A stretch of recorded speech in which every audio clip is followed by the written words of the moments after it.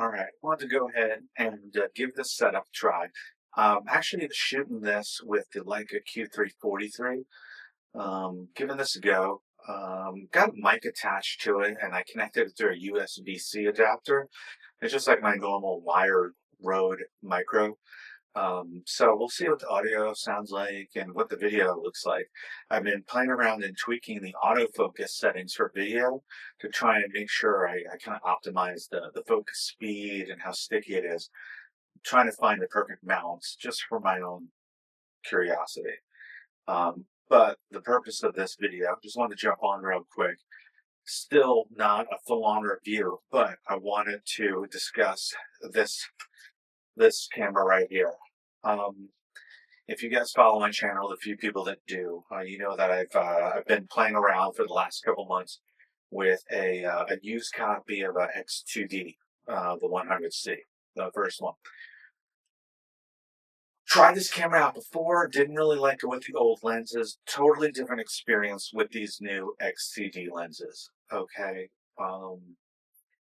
Couldn't really get past the lenses in the past to really, and because of the timing of things, I never really had an opportunity to fully dive in and give the camera a shot and see what the sensor could do.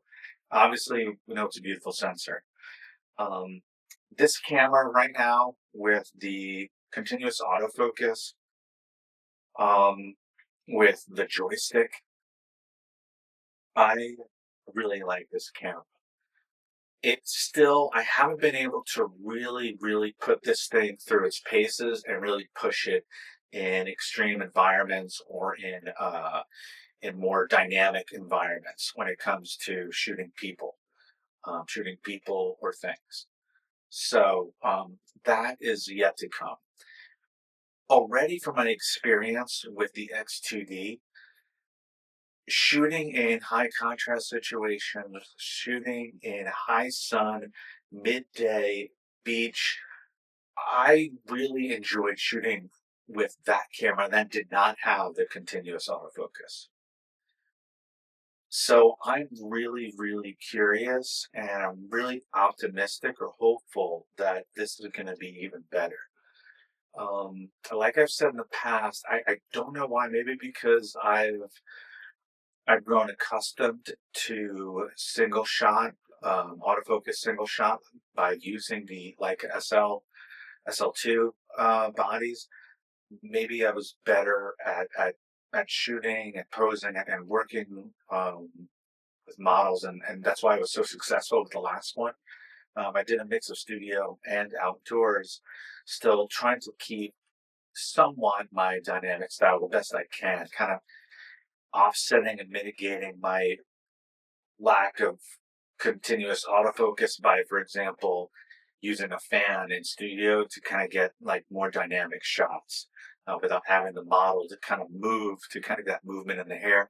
I would incorporate like a fan to kind of have some more movement or the illusion of movement in the shot. So I did kind of work around those kind of limitations.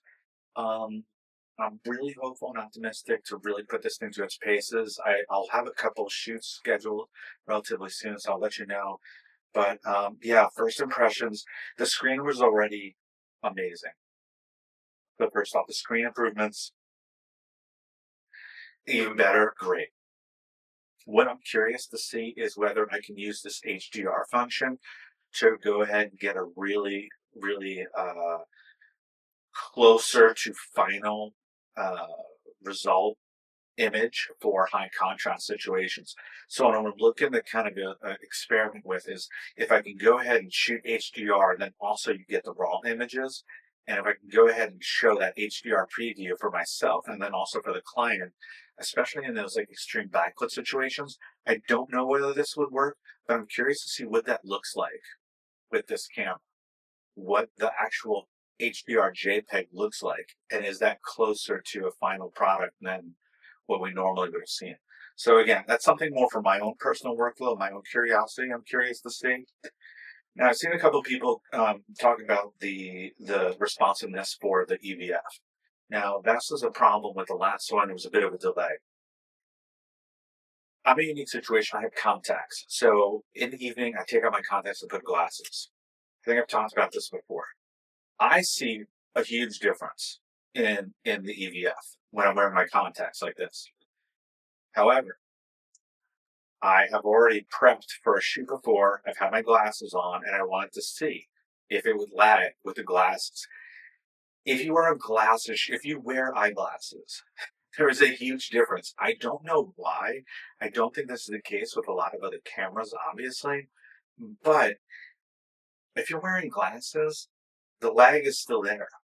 You really gotta like push this EVF against the lens of my glasses for it to go ahead and recognize. I don't know why that is. I think that's definitely something that's worth taking into consideration if you wear glasses full time, because I think it's a totally different experience from people that don't wear glasses, like night and day. So for whatever it's worth, please take that into consideration. Okay. The joystick, I'm still getting used to having a joystick here, but it's amazing. Um, a lot of people have also mentioned this. I really like using the joystick in preview because if you press it and you're previewing, it goes immediately to the point of focus, which so you can really just immediately just go right in there and confirm that you got critical focus. That's awesome. Just speed, workflow. It's really, that's not something I thought I needed, but it's amazing to have. And obviously having the joystick to go ahead and move your focus point around, that's great too. Um, Other than that, I didn't think it needed a whole bunch of upgrades, but that's been great. One other thing, some people, it's a minor little thing, but some people commented on the last one that like the lens mount was a little loose.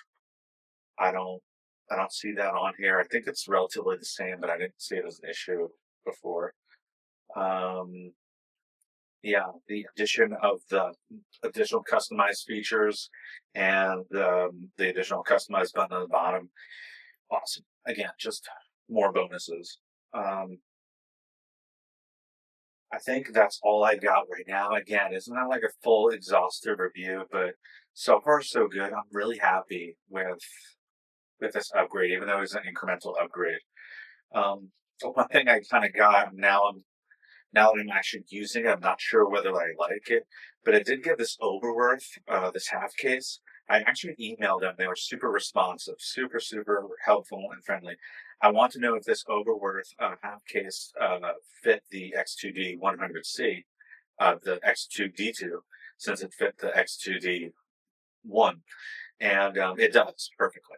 It really fits. This is the Overworth case, and it also has a little spot for the air tag on here.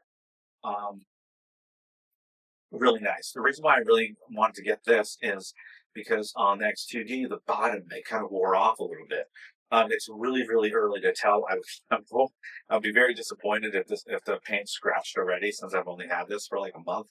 But obviously, there's no scratches on this. And then they also have this like plastic sticker on the bottom, where it seems to be like an actual sticker, not like a film you're supposed to or you're intended to keep on there. But I kept it on there, and I have this just to kind of cushion a little bit because it is really square on the bottom. And with the last one, I kind of noticed a propensity for scratches to accumulate. So I got this.